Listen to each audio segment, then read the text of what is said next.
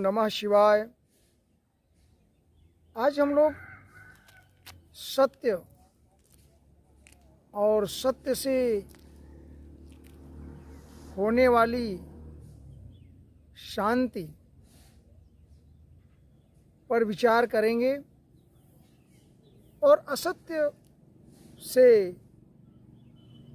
जीवन में कितनी कठिनाइयां हैं, असत्यभाषी अप्रिय होता है, इस बात पर चर्चा करें। सत्य के लिए सभी ऋषि ब्रह्मर्ष वेद पुराण श्रुति आजकल के भी पुस्तक विचार या तरह तरह के धर्मशास्त्र, राजनीति शास्त्र, विज्ञान, चिकित्सा आदि में सब में सत्य की वंदना करी है। सत्य एक ऐसी अभिव्यक्ति है, भाव है, चिंतन है, तप है, जिसकी देवताओं ने भी कामना करी है। देवता भी असत्यभाषी होने पर, प्रकृति पे असत्य भाषण करने पर उन्हें भी दंड मिलता है।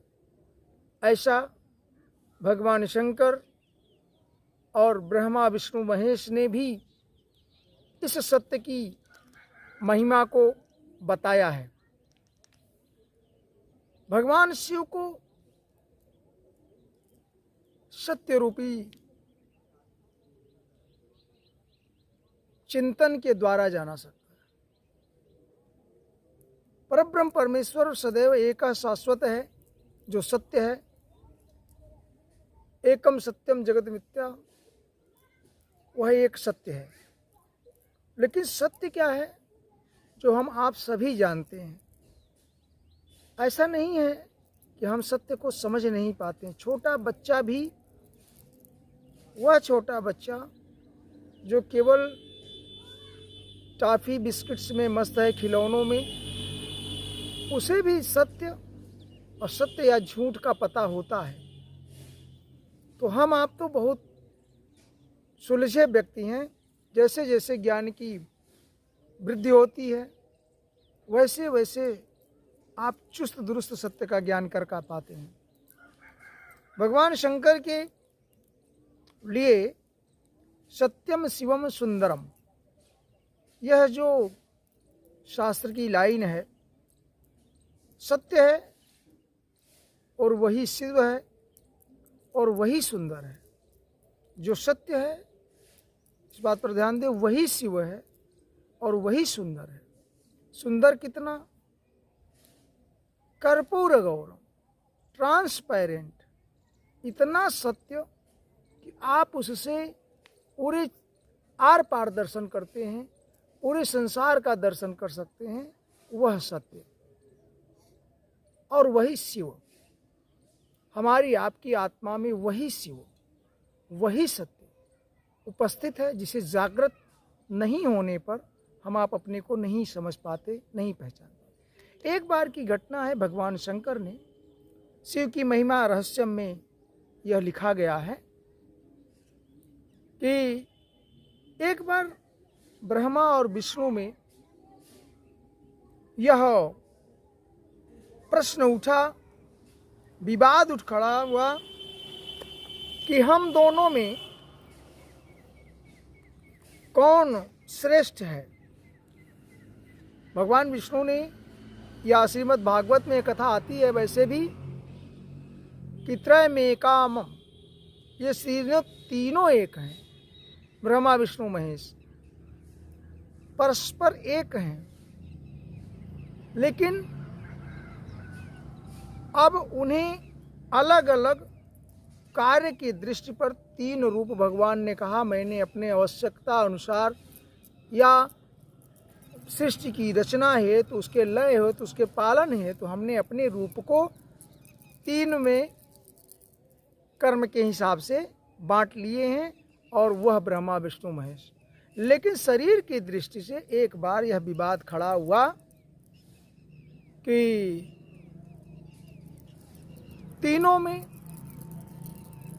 विवाद में हम थोड़ी देर बाद जाएंगे, लेकिन आपने यह सुना कि तीनों में कोई भेद नहीं है। ब्रह्मा विष्णु महेश में जो तीनों में ये भेद देखता है, भगवान विष्णु ने कहा वह मूढ़ है। अब यहाँ पर बात उठती है कि एक बार भगवान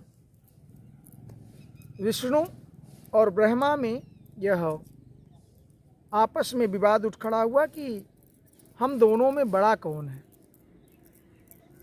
बहुत दिनों तक यह विवाद चलता रहा और इसी बीच एक बड़ा शिवलिंग का उनके बीच में आविर्भाव हुआ, उत्पत्ति हुई।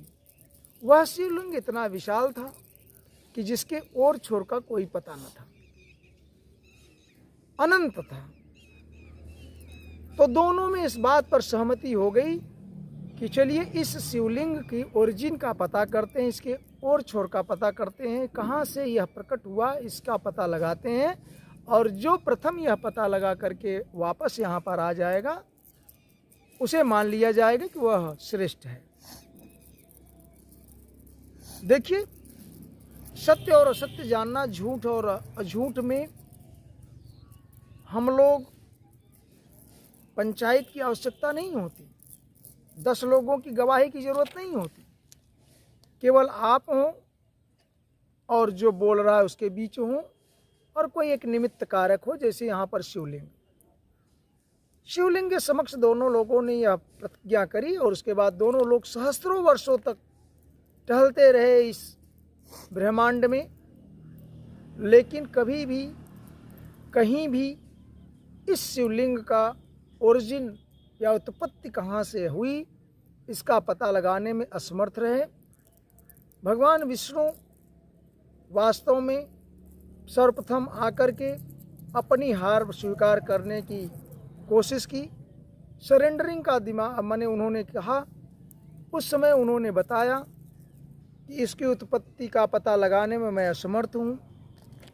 वहीं ब्रह्मा जी आने पर यह कहते हैं, मुझे तो इस बात का पता चल गया इसकी उत्पत्ति कहाँ हुई।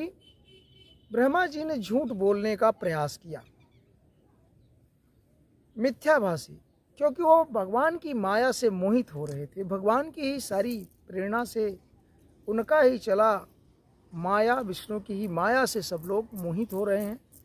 तो भगवान की माया से शिवजी भी एक मोहिनी रूप में मोहित हुए, उसका पार नहीं पाए। आज ब्रह्मा को भी उनकी माया मोहित कर रही है। ब्रह्मा को भी झूठ बोलने के शौक लगे और उन्होंने कहा कि इसकी उत्पत्ति का मुझे पता है। ऐसे में भगवान थोड़े मुस्कुराए और उसके बीच में आकाशवाणी होती है कि ब्रह्मा असत्य है। लेकिन इस आकाशवाणी से पहले ब्रह्मा जी ने एक गवाह प्रस्तुत कर दिया। वह गवाह कौन है? या था, आपने केतकी फूल का वर्णन सुना होगा। केतकी, जो आज हम लोग केतकी फूल के नाम से जानते हैं, समझते हैं, वैसे केतकी को ब्रह्मा ने साक्ष्य के तौर पर झूठ बोलने की गवाही दिलवा दी। आज भी हमारे समाज में कोर्ट में या किसी तरह के वाद विवाद में हम किसी न किसी को गवाह के तौर पर पेश कर देते हैं और उसी पर न्याय टिक जाता है। वो चाहे अन्याय हो, चाहे कुछ न हो, चाहे वो न्याय हो, लेकिन गवाह की आवश्यकता पड़ती है। ऐसे में ब्रह्मा जी ने केतकी को गवाह के रूप में उत्पन्न कर दिया और वह केतकी ने ब्रह्मा का पक्ष लेते हुए उसी माया का प्रभाव या मोहित होते हुए उस माया के प्रभाव में केतकी ने यह कह दिया, ब्रह्मा जी ही इस शिवलिंग की ओरिजिन का पता लगाकर पहुँचे। तो देखिए, एक तो बोलने वाला झूठा और दूसरा उसका गवाह झूठा। ये दोनों झूठे आज की बात नहीं है। ये युगों युगों सहस्त्रों वर्षों के पहले की बात है, ब्रह्मा विष्णु के बीच की बात है। हमारे आपके साथ भी अगर अब ऐसा हो, चाहे राजनीति में हो, चाहे न्याय नीति में हो, चाहे अर्थनीति में हो, चाहे हमारे समाज की नीतियों में, चाहे घर परिवार की नीतियों में, कई बार ऐसा होता है कि आदमी झूठ भी बोलता है और झूठी गवाही भी दिलवा लेता है, तो उसे बहुत परेशान होता है। जो आदमी झूठ बोल के अपने हाव भाव तो बना लेता है, लेकिन अंततः उसे सिर्फ आत्मग्लानि हाथ लगती है, जैसा यहाँ पर हो रहा है। उसके तुरंत पश्चात आकाशवाणी हुई और भगवान शिव स्वयं साक्षात उत्पन्न होते हैं, और उनके उत्पन्न होने के पश्चात ब्रह्मा आकाशवाणी से जो यह बात आई कि ब्रह्मा और केतकी दोनों झूठ बोल रहे हैं, भगवान शिव के उत्पन्न होने पर दोनों लोग लज्जित हो रहे हैं।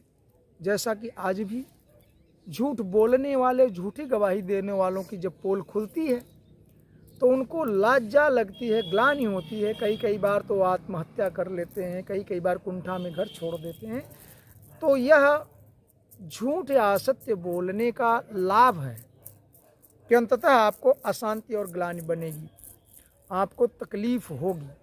निश्चित है कभी न कभी आपकी आत्मा में जो परब्रह्म परमात्मा निवास करता है वह आपके शरीर को झकझोरेगा। आप समाज में कहीं भी चेहरा उठा करके कॉन्फिडेंस के साथ बोल नहीं पाएंगे। इसीलिए यह कहानी, यह जो सत्य घटना है वह हमें आपको शिक्षा देती है कि असत्य बोलने वाले को हर समय लज्जा का सामना करना पड़ता है, उनका सिर नीचे झुकता है।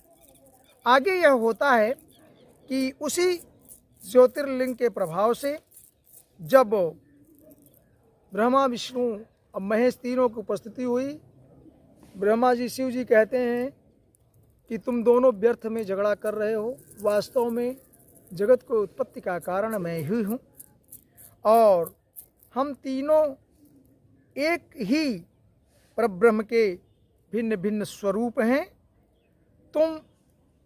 मैंने ही ज्योतिर्लिंग, ये जो ज्योतिर्लिंग की उत्पत्ति किया, वो तुम्हें दोनों को आत्मबोध के लिए किया। यह मेरी एक परीक्षा थी कह लें, और जिसमें आपको ब्रह्मा को लज्जित होना पड़ा और केतकी को भगवान ने दंड दिया। कौन भगवान ने दंड दिया? शिव जी ने। आज भी उन्होंने उस समय कहा कि तुम मेरी पूजा में तुम्हारा स्थान नहीं होगा। आप ये समझ सकते हैं कि भगवान शिव जो सत्य हैं, जो सुंदर हैं, जो शाश्वत हैं, उन्होंने अपनी पूजा से केतकी को विरक्त कर दिया। आज भी केतकी का पुष्प भगवान शंकर के पूजा में निषिद्ध माना जाता है, उसे नहीं चढ़ाया जाता। अब आप समझ लें, आप भगवान शिव के पुजारी हैं, आप रोज पूजा करते हैं, हनुमान जी की पूजा करते हैं, रुद्र रूप शिव की पूजा करते हैं, आप शिवा की पूजा करते हैं अर्थात भगवती जगत जननी की पूजा करते हैं, नवरात्रों में उनकी पूजा करते हैं, व्रत तपस्या करते हैं, माता के भक्त बनते हैं। ऐसी माता के भक्त करते हैं जो दयालु है, जो कृपालु है, जो सब कुछ आप करने के लिए करती है, लेकिन उस विश्वविधाता शिव के लिए आप झूठ बोलते हैं, या आप झूठ बोलते हैं जो सत्य नहीं है, तो आप शिव को कैसे पूजित कर सकते हैं? सत्यम शिवम, और जो सत्य नहीं होगा उस शिव की पूजा कैसे कर सकते हैं? यह बात शास्त्रों की है, यह आपके लिए भी है। अब हम लोग चलते हैं, यह समझते हैं कि हमको शांति कैसे मिल सकती है। जब आप असत्य बोलेंगे, झूठ बोलेंगे, स्वयं 1-2 घंटे के बाद आपको महसूस होगा कि we are not doing well. आपको ग्लानि पैदा होती है, आपकी अंतरात्मा आपको झकझोरती है, और अगर इसका भान नहीं होता तो उसका नुकसान कहीं न कहीं परिणित होता है। जो लोग सत्य बोलते हैं, अक्सर यह समाज में देखा गया है, वो अत्यंत सरल होते हैं, उन्हें बेवकूफ़ समझा जाता है। वो अत्यंत सरल हैं क्योंकि वो सत्य बोलते हैं। उन्हें बेवकूफ़ भी समझ लिया जाता है और उनका जो व्यावसायिक लाभ है वो हर समय नुकसान में चले जाता है। सत्य बोलने वाला अक्सर आपने देखा कि मुश्किलों में रहता है, परेशान रहता है। हम पूरे समाज की बात करते हैं कि आप सत्य से केवल उस सृष्टि की सनातन में अच्छे से चल सकते हैं, रह सकते हैं, न कि आप उससे मिथ्या माया का निर्माण कर सकते हैं। क्योंकि सत्य माया के निर्माण से परे है। एक तरफ सत्य है, निर्वाण की गति है, परब्रह्म को प्राप्त करने की है, और एक तरफ असत्य है जो माया की तरफ ले जाता है, प्रवृत्ति की तरफ ले जाता है, सकाम कर्मों की तरफ ले जाता है, इकट्ठा करने की, संग्रह करने की चेष्टा देता है, उधर जाता है असत्य और झूठ। लेकिन जब सत्य की तरफ आप जाते हैं तो आप भगवान के प्रिय होते हैं, शिव के रूप होते हैं, शिव का पूजन यजन करते हैं। क्योंकि सत्य से परब्रह्म परमात्मा, उसकी पूजा ही है कि आप कुछ न करें, केवल सत्यवाद। सत्य एक धर्म है, केवल सत्य से आप पूरे संसार पर विजय पा सकते हैं, क्योंकि भगवान को सत्य प्रिय है। और यही नहीं, अगर सत्य, कोई विष्णु की पूजा करता है, जगदीश की, सोचता है कि राम की पूजा कर लिया और शिव खुश हो गए, चाहे आप असत्य ही बोलते हैं, तो भगवान ने श्री राम स्वयं तुलसीदास के माध्यम से ये चौपाई कही गई कि शिवद्रोही, ऐसा है शिवद्रोही मम दास कहावा, सो नर मोह सपने नहीं भावा।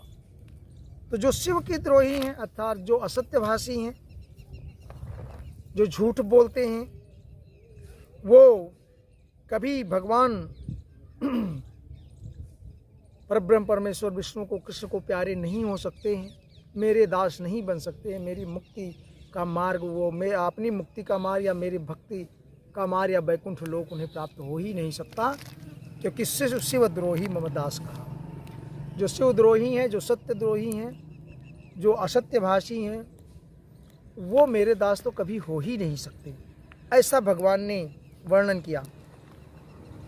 अब कई बार ये बात आती है कि ब्राह्मण गरीब होता है, ब्राह्मण परेशान होता है, ब्राह्मण सरल होता है।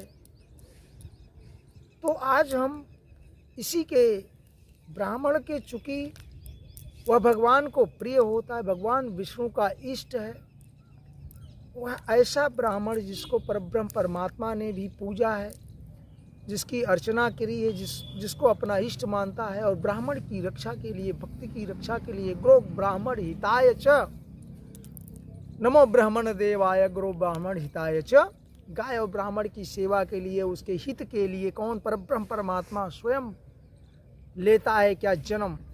जन्म लेने का मतलब उसका आविर्भाव होता है समय समय सनातनों पर। तो क्यों? क्योंकि ब्राह्मण सत्य है, तपनिष्ठ है। अब यही नहीं, देवता, जो देवलोक भगवान का है, जिसको भगवान की आहिर देवानाम, आदिहिर देवानाम, भगवान ने गीता में कहा कि देवताओं की उत्पत्ति का कारण मैं हूँ। तो ऐसे देवता जो हम आप मृतलोक से सत्य, तप, निष्ठा आदि से जब हमें कर्मफल मिलता है, सब जब हम अपने निष्काम कर्म करते हैं तो हमें देवलोक की प्राप्ति होती है, लेकिन वैकुंठ लोक की नहीं। और देवलोक जब क्षीण होता है, सारे शास्त्र, पुराण और उपनिषदों में यह कथा आती है, जब देवलोक का पुण्य खत्म हो जाता है, क्योंकि वहाँ कर्म करते नहीं हैं, तो कर्म एक न एक दिन जो स्रोत है, जितना आपने रिजर्व रखा, वो एक न एक दिन बैंक की तरह, पैसों की तरह खत्म हो जाता है। तो देवताओं का जब पुण्य क्षीण हो जाता है तो वह पुनः धरती पर, चूँकि वैकुंठ तो होता नहीं, मुक्ति तो होती नहीं, तो पुनः वह धरती पर क्या करते हैं? जन्म लेते हैं। तो जब वो देवता वास्तव में उनकी माने पुण्य क्षीण होने के बाद जब वो धरती पर आते हैं तो ब्राह्मण का रूप धारण करते हैं। ऐसा कुंड पुराण में वर्णन आता है कि देवता का जब पूर्ण क्षीण होता है, उसके पश्चात वो पृथ्वी पर जब जन्म लेते हैं तो उन्हें ब्राह्मण का रूप मिलता है। ब्राह्मण के घर में परिवार में जन्म लेते हैं। अब यह ब्राह्मण भगवान को प्रिय क्यों है? क्योंकि भगवान ने कहा कि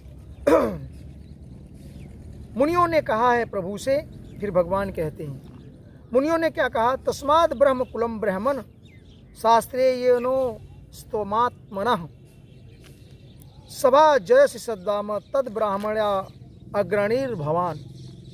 अर्थात ब्राह्मण ही वेदों के आधारभूत हैं। वो वेद जो अक्षर परब्रह्म है, जो वेद ये परमात्मा की वाणी है, वह वेद जो अपरिसेय है, जिसे किसी पुरुष ने नहीं रचा, वो ब्रह्म की वाणी को धारण करने वाले उसके स्वरूप सिर्फ ब्राह्मण हैं। और वही वेद स्वरूप वाणी ब्राह्मण हमारी उपलब्धि के स्थान है। किसकी उपलब्धि? श्री हरि की।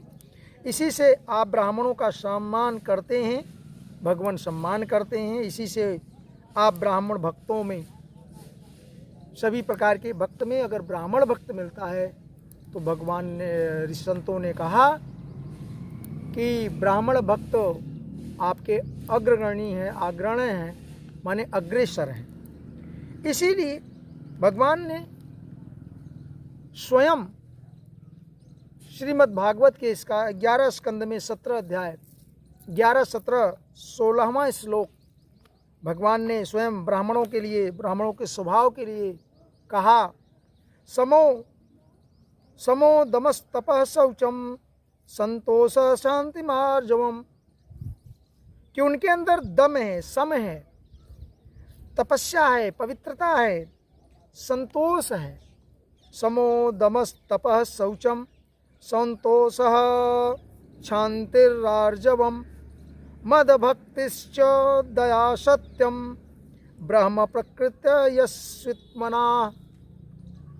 और वो मेरा भक्त है और मेरी भक्ति और दया, उसके अंदर दया है, क्षमा है, सत्य है। सत्यम ब्रह्म प्रकृत्य यस्वित्वमाह, और ये ब्राह्मण वर्ण के ही स्वभाव हैं कि उसके अंदर तप है, सम है, क्षमा है, और मेरी भक्ति है, शौच है, शुद्धि है, शांति है और सत्य है। इसलिए वह मेरा पूजनीय, मेरा इष्ट है, भगवान ने कहा। मेरे कहने का आशय यहाँ है कि अगर आप थोड़े देर के लिए ब्राह्मण कुल के हैं और ब्राह्मण हैं, तब तो सत्य आपकी निष्ठा होनी चाहिए। आप कितने भी गरीब हो जाएं, आप कितने भी सरल हों, संसार आपको बेवकूफ़ समझे, संसार आपकी निंदा करे, आपकी हंसी जगहसाई हो, तो आपको मान अपमान में समय कृत्वा दुख सुखे समय कृत्वा मानापमानो लाभा लाभौ जया जय। मान अपमान में, लाभ लाभ में, भगवान ने गीता में कहा, जय अजय पराजय में आपकी एक ही भावना होनी चाहिए। तो ब्राह्मण के लिए असत्यभाषी ब्राह्मण हो, यह तो पाप का कारण है, दुख का कारण है, क्योंकि आप देवता के स्वरूप के पश्चात प्राप्त हुए, फिर भी आप बोलते हैं तो कर्म बंधन में फंसते हैं और आप निश्चित है आपकी अधोगति होगी। ब्रह्मांड की कोई शक्ति, कोई पूजा पाठ, कोई यज्ञ तपस्या कुछ आपको रोक नहीं सकती, क्योंकि आपके अंदर असत्य आने की वजह से ब्राह्मण को भगवान भी क्षमा नहीं करता। क्योंकि आपके लिए नाम स्मरण प्रभाव, यह एक जो डिवाइस है, जो नाम स्मरण करने से सब छट जाता, हर तरह के पाप कट जाते हैं, सही है। लेकिन कानून को जानने वाला चोरी करता है, मर्डर करता है, तो उसे समाज के लोग या अदालत भी माफ़ नहीं करती। आपका स्वयं अंतर का मन आपको नहीं माफ़ करता। इसीलिए आप असत्यभाषी ब्राह्मण हो तो निश्चित है आपकी दुर्गति निश्चित है। भगवान की कृपा तो तभी हो सकती है, सत्यम शिवम, जब आप सत्य बोलें तब आप शिव के रूप हैं और तब आपकी आराधना होगी। फिर भी असत्य बोलने से आपका नुकसान ही नुकसान है और आप कभी भी असत्य को न साथ लें, क्योंकि झूठ से कोई लाभ नहीं है। जय श्री कृष्ण।